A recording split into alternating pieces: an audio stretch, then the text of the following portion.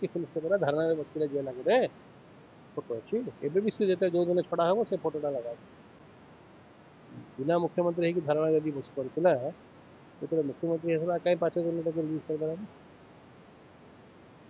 ଆପଣ ଶୁଣିଥିଲେ ଆସିକି ଆମେ ଲକ୍ଷ୍ମଣ ସରସ୍ୱତୀ କେସ୍ଟା ରିଓପନ୍ କରିବୁ, କ'ଣ ହେଲା?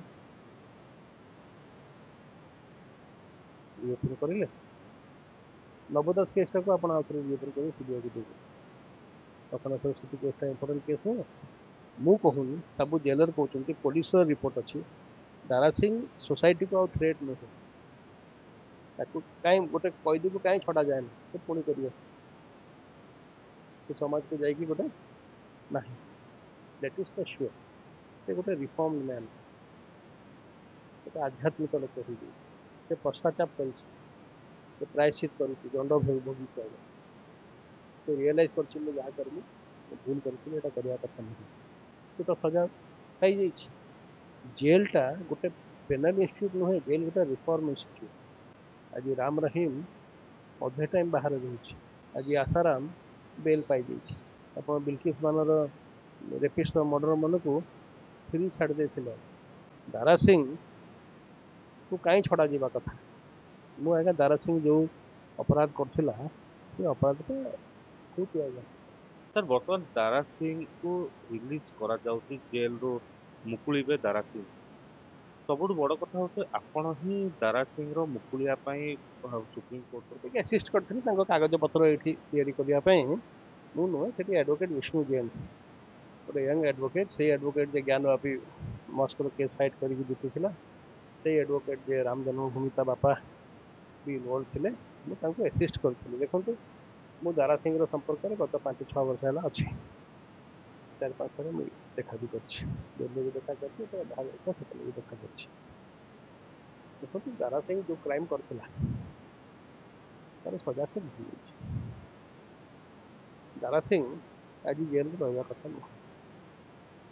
ଦାରା ସିଂର ଜେଲରେ ରହିବାଟା ଗୋଟେ ବେଆଇନ। ଆମର ଯେଉଁ ନିଜର ଆଇନ ଅଛି ଓଡ଼ିଶାର, अर्ली रिलीज रेमिशन एक्ट ये सब अच्छी अर्ली रिलीज ସେଥିରେ ଦାରା ସିଂ କ୍ୱାଲିଫାଏ କରୁଛି। ଆପଣ ମନେ ରଖନ୍ତୁ ସମସ୍ତେ ରିଲିଜ୍ ହେଇଗଲେ। ଏବେ ମହେନ୍ଦ୍ର ହେମବ୍ରାମ ଯେ ଲାଷ୍ଟ ଲୋକ ଥିଲା ସେ ବି ରିଲିଜ୍ ହେଇଗଲେ, କିନ୍ତୁ ଦାରା ସିଂ ପ୍ରାୟ ଏବେ 26 ବର୍ଷ ହେଇଯିବ, 25 ବର୍ଷ ହେଇଯିବ ସେ ଜେଲରେ ଅଛି। ମନେ ରଖନ୍ତୁ ଦାରା ସିଂ ଗୋଟେ ହିଁ ବୋଧେ କଏଦୀ ପୁରା ଭାରତ ବର୍ଷରେ ଯିଏ ତାର 25-26 ବର୍ଷରେ ଗୋଟେ ଦିନ ବି ପ୍ୟାରୋଲ ହେଇଗଲା। ତା ମା ଯେତେବେଳେ ମରିଯାଇଥିଲା ସେତେବେଳକୁ ତାକୁ ଛାଡ଼ିଲେ, ଗୋଟେ ଦିନ ପାଇଁ ବି ତାକୁ ସେ ଜେଲରୁ ବାହାରି। ଆଜି ରାମ ରହିମ ଅଧେ ଟାଇମ୍ ବାହାରେ ରହୁଛି, ଆଜି ଆଶାରାମ ବେଲ୍ ପାଇଯାଇଛି। ଆପଣ ବିଲକିସ୍ ମାନର ରେପିଷ୍ଟ ମର୍ଡର ମାନଙ୍କୁ ଫ୍ରି ଛାଡ଼ି ଦେଇଥିଲେ, ରେମିଶନ୍ କରିଦେଇଥିଲେ। ଦାରା ସିଂକୁ କାହିଁ ଛଡ଼ାଯିବା କଥା? ମୁଁ ଆଜ୍ଞା ଦାରା ସିଂ ଯେଉଁ ଅପରାଧ କରୁଥିଲା ସେ ଅପରାଧଟା କୋଉଠି ଆଜ୍ଞା? ଦିସ୍ କଣ୍ଡେମନେବଲ୍। ଦୁଇଟା ଛୁଆକୁ ବି ମାରିଥିଲେ, କିନ୍ତୁ ମନେ ରଖନ୍ତୁ ସେ ତ ସଜା ପାଇଯାଇଛି। ଜେଲ୍ଟା ଗୋଟେ ପେନାଲ ଇନଷ୍ଟିଚ୍ୟୁଟ୍ ନୁହେଁ, ଜେଲ୍ ଗୋଟେ ରିଫର୍ମ ଇନଷ୍ଟିଚ୍ୟୁଟ୍। ଜେଲ୍ ଭିତରେ କଏଦୀମାନଙ୍କୁ ପୁରାଯାଏ, ସେ ଭଲ ହେଇକି ବାହାରେ ପ୍ରାୟଶ୍ଚିତ କରି। ଆଉ ଦାରା ସିଂ କେସ୍ରେ ସେ ଗୋଟେ ଫିଟ୍ କ୍ୟାଣ୍ଡିଡେଟ୍। କାହିଁ? ଦାରା ସିଂର ଯେଉଁ 25 ବର୍ଷର ଜେଲ୍ର ରେକର୍ଡ ଖାଲି ଭେରି ଗୁଡ୍ ନୁହେଁ, ଏକ୍ଜାମ୍ପଲରୀ। ଗୋଟେ ନୁହେଁ, 6-6ଟା ଜେଲର ଲେଖିছে। ଦାରା ସିଂ ଗୋଟେ ଭଲ ମଣିଷ ହେଇଯାଇଛି। ଦାରା ସିଂ ଗୋଟେ ଧାର୍ମିକ ମଣିଷ ହେଇଯାଇଛି, ଗୋଟେ ଆଧ୍ୟାତ୍ମିକ ମଣିଷ ହେଇଯାଇଛି। ଦାରା ସିଂ ଜେଲରେ ଛୋଟ ଛୋଟ ମନ୍ଦିର କରିଛି। ଦାରା ସିଂ ଜେଲରେ ସଂକୀର୍ତ୍ତନ ମଣ୍ଡଳୀ କରେ। ଦାରା ସିଂ ଜେଲରେ ସବୁ କଏଦୀମାନଙ୍କୁ ପ୍ରବଚନ ଦିଏ, ତାଙ୍କୁ କୁହେ ଭଲ କାମ କର, କ୍ରାଇମ୍କୁ ଯାଅନି। ଏଇଟା ମୁଁ କହୁନି, ଯେଉଁ ଜେଲରମାନଙ୍କ ରିପୋର୍ଟ ଅଛି। ଆପଣ ମନେ ରଖନ୍ତୁ କେଉଁଝର ଜେଲରେ ଯଦି ଗୋଟେ ଜେଲର ଆପଏଣ୍ଟମେଣ୍ଟ ହୁଏ ତାର 50-70% କାମ ଦାରା ସିଂ କରିଦିଏ। ସେ ଜେଲରେ ଇନଡିସିପ୍ଲିନ୍ ନାହିଁ, ଖାଇବା ପିଇବା ଅସୁବିଧା କିଛି ନାହିଁ। ନୂଆ କଏଦୀ ଆସିଲେ ବହୁତ ଫିଟକାର କୁହନ୍ତି, ସେ ଦାରା ସିଂ ତାକୁ କଣ୍ଟ୍ରୋଲ କରେ। ଆପଣ ମନେ ରଖନ୍ତୁ ଦାରା ସିଂ 26-25-26 କେତେ କଏଦୀ ଆସିକି କେତେ କଏଦୀ ଯାଇଥିବେ, ଯିଏ ରିଲିଜ୍ ବି ହେଇଯାଏ ସେ ପୁଣି ଆସେ ତାକୁ ଦେଖା କରିବା ପାଇଁ। ସେ ବହୁତ ଲୋକଙ୍କର ଗୁରୁ। ଆଉ ଦାରା ସିଂ ଯଦି ସତ କଥା ଆପଣ କହିବେ ତାର ଫେୟାର ଟ୍ରାଏଲ୍ ହେଇନଥିଲା। ସେତେବେଳେ ବହୁତ ପ୍ରେସର, ଇଣ୍ଟରନ୍ୟାସନାଲ ପ୍ରେସର ଥିଲା। ଗୋଟେ ଲୋକକୁ ମାରିଥିଲା, ତା ସାଙ୍ଗେ ଦୁଇଟା ଛୁଆ ମାରିଥିଲା। କିନ୍ତୁ ସବୁ ତ ସରିଛି, ଏବେ କହିଲେ କିଛି ଫାଇଦା ନାହିଁ। କିନ୍ତୁ ମୁଁ ବାର ବାର ଦାରା ସିଂଙ୍କୁ ପଚାରିଛି, ପ୍ରଥମ ଥର ଛାଡ଼ିକି ଯେତେ ଥର ତାକୁ ମିଟ୍ କରିଛି ପଚାରିଛି ସେ ଛୁଆକୁ କାହିଁ ମାରିଲା। ସେ ମୋତେ रिपीटेडली कहे, ଆଉ ମୋତେ ଲାଗୁଛି ସତ କଥା कहे कि बाबूजी हमको नहीं मालूम था वो बच्चा लोग गाड़ी में था, हमको नहीं मालूम। ତାଙ୍କର ପ୍ଲାନ୍ କ'ଣ ଥିଲା? ଆରେ ଦାରା ସିଂ କୋଉ ବଜରଙ୍ଗ ଦଳ, କୋଉ ଏମିତି ବିଏଚପି ଆରଏସଏସର ମେମ୍ବର ନଥିଲା। ସେ ଗୋଟେ ଜାଗା ବଟି ଆଦାୟ କରୁଥିଲେ, ତା ସାଙ୍ଗରେ ଗୋଟେ ଅନଏମ୍ପ୍ଲଏଡ୍ ବାହାନ୍ତ ଗ୍ରୁପ୍ ଥିଲେ ଟୋକାମାନେ। ଏଇଠି ସବୁ ବେପାରୀମାନଙ୍କୁ ସେଠି ଠାକୁର ମୁଣ୍ଡାରେ ବହୁତ ଗୋରୁ ଚାଲାଣ ହୁଏ, ତାଙ୍କୁ ଅଟକା ଅଟକି କରି ପଇସା ନେଉଥିଲେ ତାକୁ। ଆଉ କିଛି ଇଏରେ ଦେଖାଉଥିଲେ ଆମେ ଧର୍ମାନ୍ତରୀକରଣ ଏଗେନ୍ଷ୍ଟରେ ଅଛୁ, ଆମେ ଖ୍ରୀଷ୍ଟିଆନ ମିଶନରୀ ଏଗେନ୍ଷ୍ଟରେ ଅଛୁ, ଏମାନେ ଖ୍ରୀଷ୍ଟିଆନ କରିଦେଉଛନ୍ତି। ତାର ଇଣ୍ଟେନସନ୍ ପଇସା ବନେଇବା ଥିଲା। ଏମାନେ ଖବର ପାଇଥିଲେ କି ଗ୍ରାମ ସିଂ ରାତିରେ ସେଠି ଆସେ। ଗ୍ରାମ ସିଂ ସେ ରାତିରେ କାହିଁ ଯାଉଥିଲା ସେ କଥାଟା ମୁଁ କହିଦେବି। ସେଟା ତ ଅଲରେଡି କୋର୍ଟ ବିଚାର କରିଦେଇଛି। ଏମାନେ ଆଗରୁ ଜଗିକି ଥିଲେ କି ଗ୍ରାମ ସିଂ ଆସିବ, ଆମେ ତାକୁ କୁଟିବୁ, ତାଠୁ ସବୁ ଜିନିଷପତ୍ର ଛଡ଼େଇ ଦେବୁ, ତାର ଗାଟା କରିଦେବୁ। ପ୍ଲାନ୍ କରିକି ଯାଇଥିଲେ, ନଡ଼ା ବି ନେଇକି ଯାଇଥିଲେ। ଏମାନେ ଜାଣିଥିଲେ ଗ୍ରାମ ସିଂ ଆସିବ, ତାଙ୍କୁ ଆଗରୁ ଖବର ଥିଲା। ଏମାନେ ସେଠି ଛକିଥିଲେ। ଗ୍ରାମ ସିଂ ସେଠି କାହିଁ ଗଲା ସେ ଆଲୋଚନା ମୁଁ କରିବିନି। କାହିଁ ଏମାନେ କେମିତି ଖବର ପାଇଥିଲେ ସେ ଆସିବ, ସେଟା ଅଲରେଡି କୋର୍ଟରେ ବହୁତ ଆଜ୍ଞା ମୁଁ ସବୁ ତାଙ୍କର କୋର୍ଟର ମୁଁ ସବୁ ଆଜ୍ଞା ପ୍ରୋସିଡ଼ିଂ, ତାର ଚାର୍ଜସିଟ୍, ତାର ଆମର ଅର୍ଡ଼ର, ଜୁଡ଼ିସିଆଲ ଅର୍ଡ଼ର ସବୁ ପଢ଼ିଛି ଆଜ୍ଞା। ତାପରେ ଯେତେବେଳେ ଗ୍ରାମ ସିଂ ଆସିଲା, ଗ୍ରାମ ସିଂ ଦୁଇଟା ଛୁଆ ସେ ପଛ ସିଟ୍ରେ ଖେଳୁଥିଲେ। ଗ୍ରାମ ସିଂ ଓହ୍ଲେଇଲା, ସେମାନେ ତାକୁ ଧରିକି ଦେଖିଲେ, ବହୁତ ପିଟିଲେ। ସେଠିକି ତାର ଯାହା ଖଳାଖଳି କରିବା କଥା କରିଦେଲେ। କିଛି ଲୋକ ପଡ଼ିଥିଲେ, କିଛି ଗଲେ ଗାଡ଼ିକୁ ପଡ଼ିବା ପାଇଁ ଷ୍ଟେସନରେ ଗଲେ ଦେଖିଲେ ଦୁଇଟା ଝରକା ଖୋଲା ଅଛି ପଛରେ। ସେମାନେ ପଡ଼ିଥିଲେ କ'ଣ ଗାଡ଼ି ତଳେ ନଡ଼ା ପକେଇକି ପଡ଼ିଥାନ୍ତେ, ସେମାନେ ତା ଭିତରେ ପକେଇଦେଲେ, ଖୋଲା ଗାଡ଼ି ଭିତରେ ପଡ଼ିଥିଲେ। ନଡ଼ା ସାଙ୍ଗେ ସାଙ୍ଗେ ଧରିଲେ। ଏମାନେ ଦେଖିଲେ ଯେ ଗ୍ରାମ ସିଂ ଆମେ ପିଟିଲେ କ'ଣ ସେ ଦୌଡ଼ିଯିବ ଜଙ୍ଗଲକୁ। ଟିକେ ନନ୍ ଷ୍ଟପ୍ ପିଟିଲେ, ପିଟିକି ଟିକେ ରହିଗଲେ ସେ ପଳଉ ଏବେ, ତା ଗାଡ଼ିରେ ପଡ଼ିଦେଲେ। ସେ ଜଙ୍ଗଲକୁ ନ ଦୌଡ଼ିକି ଗାଡ଼ି ଆଗେ ଦୌଡ଼ିଲା। ଏମାନେ ଜାଣିପାରିଲେ ପୁଅ ଥିଲା, ସେ କ'ଣ କରିବ, ଦୁଇଟା ଛୁଆ ଏବେ ଯିବ ହିଁ ଯିବ। ସେ ଭିତରେ ଗଲା, ଚେଷ୍ଟା କରିକି ସେ ବି ମରିଗଲେ, 3 ଜଣ ପଡ଼ିଗଲେ। ଏମାନେ ଯେତେବେଳେ ଜାଣିଲେ ସେଠି ଦୁଇଟା ଛୁଆ ହେଇଥିଲେ, ଯାହା ହଉ ଏମାନେ ପ୍ୟାନିକ୍ କରିକି ସେ ବି ମରିଯାଇଛି। ଆଙ୍କର ଇଣ୍ଟେନସନ୍ କେବେ ବି ତାକୁ ମାରିବାର ଥିଲା। ଏମାନେ ଖାଲି ବଦମାସ ହଁ, ତାଙ୍କ ନାଁରେ ଗୋଟେ ଦୁଇଟା ସେ ରବୀନ୍ଦ୍ର ଦାସରେ ମର୍ଡର ଫର୍ଡର କେସ୍ ଥିଲା, ତାଙ୍କ ନାଁରେ ଆଗରୁ ବି ଏମିତି କରିଥିଲେ। କିନ୍ତୁ ନର୍ମାଲି ଏମାନେ ଗୁଣ୍ଡା ବଟି ଆଦାୟ କରିଥିଲେ। ତାପରେ ଯାହା ହେଲେ ଆମେ ଜାଣିଛୁ ତାକୁ ଫାଶୀ ଦଣ୍ଡ ହେଲା। ସେଇ ଫାଶୀ ଦଣ୍ଡକୁ ତ କୋର୍ଟରେ ଲାଇଫ୍ କନଭର୍ଟ କଲା। ସେଠି ଗୋଟେ ରେୟାରେଷ୍ଟ ଅଫ୍ ରେୟାର କେସ୍ ଥିଲା। ଦ୍ୱିତୀୟ କଥା, ଯେଉଁ ଯେତେବେଳେ ପଡ଼ିଲା ପରେ ଆମେ ତାର ପିଟିସନ୍ ଯେଉଁଟା ସୁପ୍ରିମକୋର୍ଟରେ ପକାଇଥିଲୁ, ଆମେ ସେଥିରେ ବହୁତ ଏକ୍ଜାମ୍ପଲ୍ ଦେଇଥିଲୁ। ଦାରା ସିଂଠୁ ବି ଆଉ ଜଣେ ହତ୍ୟା ଲୋକ କରିଥିଲେ, ତାଙ୍କୁ ରିଲିଜ୍ କରାହେଇଛି। ରାଜୀବ ଗାନ୍ଧୀ ହତ୍ୟାର ମାନେ ବି ରିଲିଜ୍ କରାହେଇଛି। ସେଟା ତ କେଉଁ କମ୍ ରେୟାରେଷ୍ଟ ରେୟାର ଥିଲା ନା, କେତେ ଲୋକଙ୍କୁ ମାରିଦେଇଥିଲା ନା। 2-3ଟା କାରଣ ଅଛି ଏଇ କେସ୍ରେ। ଯେତେବେଳେ ଦାରା ସିଂକୁ ଲାଇଫ୍ ହେଇଥିଲା, ସେତେବେଳେ ଲାଇଫ୍ର 14 ବର୍ଷ ଥିଲା। 14 ବର୍ଷ ପରେ ରେମିସନ୍ ହେଇଛି, ଏବେ ଆଜୀବନ ହେଇଛି। ତାପରେ ବହୁତ କମ୍ ଲୋକ ଜାଣିଥିବେ, 5 ବର୍ଷ ତଳେ ଗ୍ଲାଡିସ୍ ଷ୍ଟେନ୍ ଆଉ ତା ଝିଅ, ମାନେ ଗ୍ରାହାମ ଷ୍ଟେନ୍ଙ୍କ ସ୍ତ୍ରୀ ଆଉ ତା ଝିଅ ପବ୍ଲିକଲି କହିଥିଲେ ଆମେ ତାକୁ ମାଫ୍ କରିଦେବୁ, ତାକୁ ଛାଡ଼ିଦିଅ, ଆମର କିଛି ଆପତ୍ତି ନାହିଁ। ଯେମିତି ସୋନିଆ ଗାନ୍ଧୀ ଆଉ ପ୍ରିୟଙ୍କା ଗାନ୍ଧୀ କହିଥିଲେ ନଳିନୀ ରାଜୀବ ଗାନ୍ଧୀ ହତ୍ୟାରାକୁ ଛାଡ଼ିଦିଅ, ସେ ଯାଇକି ତାଙ୍କୁ ଦେଖା ବି କରିଥିଲେ, ତାଙ୍କର ସଜା ହେଇଯାଇଛି, ତାଙ୍କୁ ଛାଡ଼ିଦିଅ, ଛଡ଼ା ବି କଲେ। ଏମିତିଆ ବହୁତ କେସ୍ ଭାରତ ସାରା, 5ଟା କେସ୍ ଆମେ ସରକାର ଆଗରେ ଦେଖେଇଲୁ। ଆପଣ ସେଇ କେସ୍ରେ ଛାଡ଼ିଦେଲେ, ଆକୁ କାହିଁ ଛାଡ଼ିବେ? ଦେଖନ୍ତୁ, ଦାରା ସିଂଙ୍କୁ ଜେଲ୍ରୁ ଛାଡ଼ିବାର କଥାଟା ଆମର ପ୍ରେଜେଣ୍ଟ ଚିଫ୍ ମିନିଷ୍ଟର ତାଙ୍କର ଇଲେକ୍ସନରେ ବି କହୁଥିଲେ, ଆସିଲେ ଦାରା ସିଂଙ୍କୁ ଛାଡ଼ିବେ। ସେ ଜେଲ୍ ଆଗରେ ଧାରଣାରେ 2 ଦିନ ବସିଥିଲେ, ଫଟୋ ଅଛି। ଅନୁମତି ୟେସ୍, ଚିଫ୍ ମିନିଷ୍ଟର ହେବା ଆଗରୁ ଯେତେବେଳେ MLA ଥିଲେ, ସେ ଜେଲ୍ ଆଗରେ ବସିଥିଲେ। ବହୁତ ଲୋକ ଚେଷ୍ଟା କରିଥିଲେ ତାକୁ ଛଡ଼ାଇବା। ଛଡ଼ା ଯାଉ କାହିଁ, ସେ କ'ଣ ଭୁଲ କହୁନଥିଲା, ତାର ଆଇନ କହୁଛି ତାକୁ ଛଡ଼ା ଯାଉ। କିନ୍ତୁ ଆମର ବହୁତ ଆଶା ଥିଲା। ମୁଁ ଆପଣଙ୍କୁ କହିଲି 4-5 ବର୍ଷ ହେଲା ମୁଁ ଫଲୋ କରୁଛି ଏବେ, ତାକୁ ଦେଖା କରେ, ଓକିଲମାନଙ୍କୁ ମିଟ୍ କରେ, ଗୋଟେ ଦୁଇଟା ପିଟିସନ୍ ଦେଇଥିଲି। ତା ଆଗରୁ ଆମେ ସେ ଗୋଟେ ସିଂ ଓକିଲ ବି କରିଥିଲୁ, ସେ ଓକିଲ ଯେ ନିର୍ଭୟା କେସ୍ରେ ସେ ରେପିଷ୍ଟ ମାନଙ୍କୁ ପ୍ରୋଟେକ୍ଟ କରୁଥିଲେ। ସେ ଆସିଥିଲା ଓକିଲ ଭାଇ ସାଇନ୍ କରିକି ସେ ପଇସା ପତ୍ର ମାରିକି ପଳେଇଲା ପଡ଼ିଲା, ଗୋଟେ ନାଁ ଫାଁ ପାଇଁ ଆସିଥିଲା। ଏବେ ଯେଉଁ କେସ୍ଟା ନେଇଥିଲେ ବିଷ୍ଣୁ ଜ୍ଞାନ, ସେଟା ସୁପ୍ରିମକୋର୍ଟରେ ଆମେ ପକେଇଥିଲୁ, କାହିଁ ସେ ରହିଛି ତାକୁ ଆଇନ ତାକୁ ଛାଡ଼ିବା କଥା, ହି ସୁଡ୍ ନଟ୍ ବି। ସେଇଟା ଆମେ ଏ କଥାଟା ଆମେ କହିଥିଲୁ। ସୁପ୍ରିମକୋର୍ଟ କ'ଣ କଲା, ଜଷ୍ଟ 2 ଦିନ ଥିଲା ଚନ୍ଦ୍ରଚୂଡ଼ଙ୍କର ରିଟାୟାରମେଣ୍ଟ, ସେ କହିଲେ ଏଇଟା ନେକ୍ସଟ ଚିଫ୍ ଜଷ୍ଟିସ୍ ହେଇଯିବ। ସୁପ୍ରିମକୋର୍ଟ ଚନ୍ଦ୍ରଚୂଡ଼ କହିଲା ମୁଁ କାହିଁ ଯାଉ ଗୋଟେ କଣ୍ଟ୍ରୋଭର୍ସିରେ ପଶିବି, ଆର ଚିଫ୍ ଜଷ୍ଟିସ୍ କରିବି।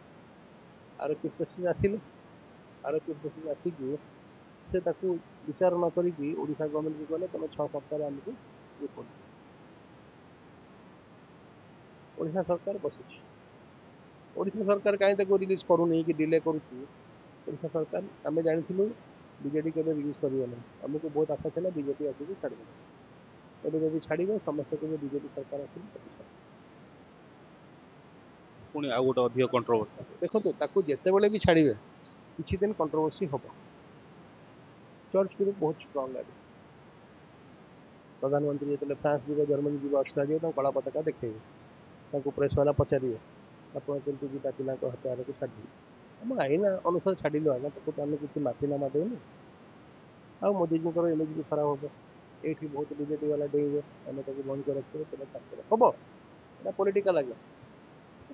ଗୋଟେ କଥା ହଉଛି କି ଦାରା ସିଂ ଯଦି ଏବେ ଜେଲରୁ ବାହାରୁଛନ୍ତି, ବର୍ତ୍ତମାନ ତାଙ୍କୁ ଯଥେଷ୍ଟ ବୟସ ହେଇଯାଇଥିବ, 70 ବର୍ଷ ପାଖାପାଖି ହେଇଯାଇଥିବ, ଏ ବୟସରେ ସେ ବାହାରିକି କରିବେ କ'ଣ?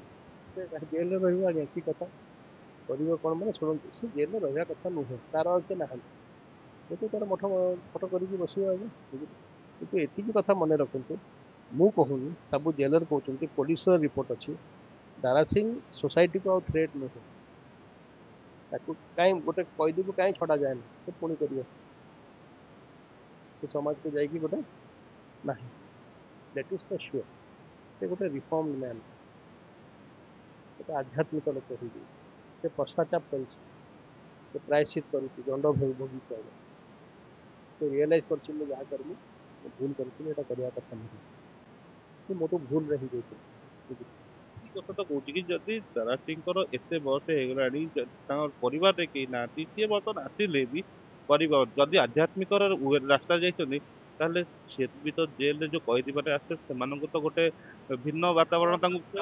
ନିଶ୍ଚୟ ଶୁଣନ୍ତୁ, ଆପଣ କାହାକୁ ଜେଲରେ ଏମିତି ଯାହାର ହକ୍ ଅଧିକାର ଅଛି ସେତେ ରଖିପାରିବେନି ଆଜ୍ଞା। କିଛି ଦିନ ତଳ କଥା, 2 ବର୍ଷ ତଳ କଥା, ମୁଁ କୋରାପୁଟ କେମିତି ଯାଇଥିଲି, ମୁଁ ଯାଇଥିଲି ଗୋଟେ ଅଲଗା କାମରେ, ସେ ଲଖନ ନାୟକ ସେଠି ଡକା ହେଇଥିଲା, ତାର ବାରାକ ମିଟିଂକୁ ଯାଇଥିଲି। ମୋତେ ଜେଲରେ କହିଲା ଅନୁନି ମୋର ଗୋଟେ 92 ବର୍ଷର ଲୋକ କଏଦୀ ଅଛି,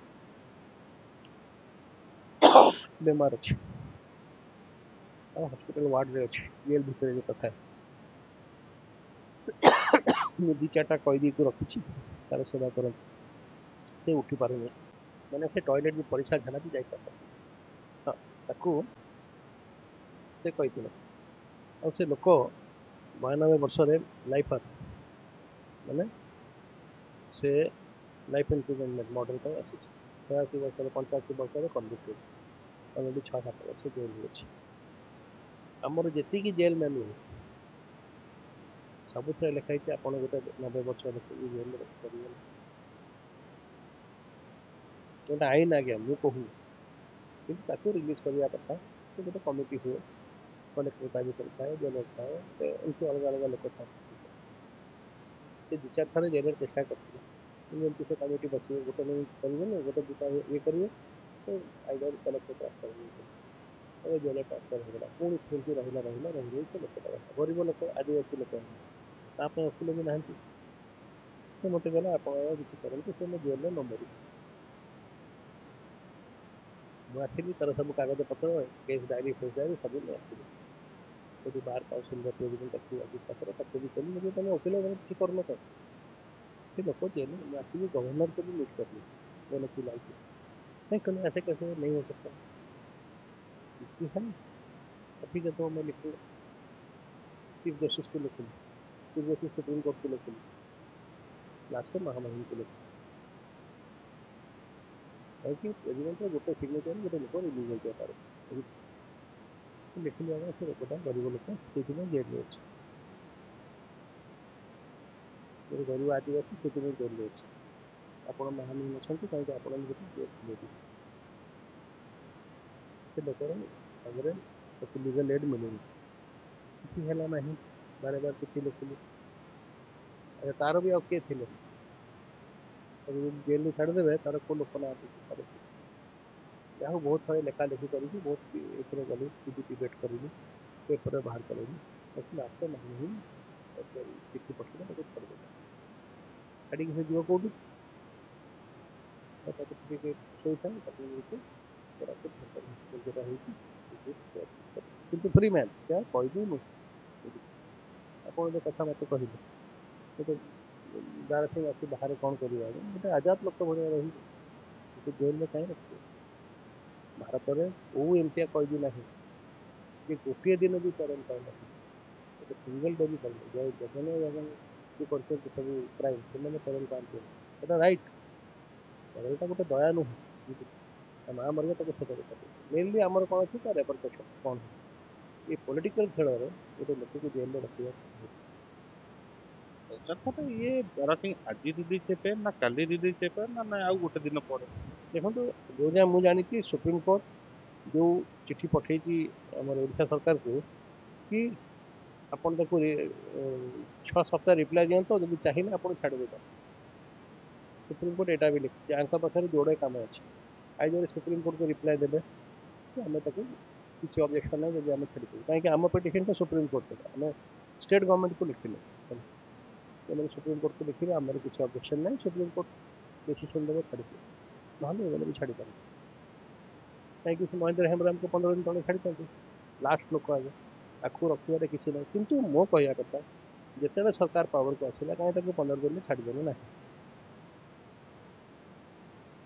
ତାକୁ ସେତେବେଳେ ଛାଡ଼ି ଦେଇଥାନ୍ତେ, କାହିଁକି ଇଏ ଚିଫ୍ ମିନିଷ୍ଟର ପରା ଧାରଣାରେ ବସିଥିଲେ ଜେଲ୍ ଆଗରେ, ଫଟୋ ଅଛି ଏବେ ବି, ସେ ଯେତେ ଯେଉଁ ଦିନ ଛଡ଼ା ହେବ ସେ ଫଟୋଟା ଲଗାଅ, ପେପରରେ ସବୁ ବାହାରିବ, ମୋହନ ମାଝୀ ଛାଡ଼ିଦେଲେ, ମୋହନ ମାଝୀ ଛାଡ଼ି ନାହାନ୍ତି, ଏ ଦେଶର ଆଇନ ତାକୁ ଛାଡ଼ିଛି, ଏ ରାଜ୍ୟର ଆଇନ ତାକୁ ଛାଡ଼ିଛି, ମୋହନ ମାଝୀ କାହାକୁ ପୁରେଇ ପାରିବ, କାହାକୁ ଛାଡ଼ି ଦେଇପାରିବ, ମୋହନ ମାଝୀ ଲଢ଼ୁଥିଲା କି ଆଇନକୁ ଏନଫୋର୍ସ କର, ରୁଲକୁ ଫଲୋ କର, କିନ୍ତୁ ଯେତେବେଳେ ମୁଖ୍ୟମନ୍ତ୍ରୀ ହେଲା କାହିଁ ଚୁପ୍ ହେଇଗଲା,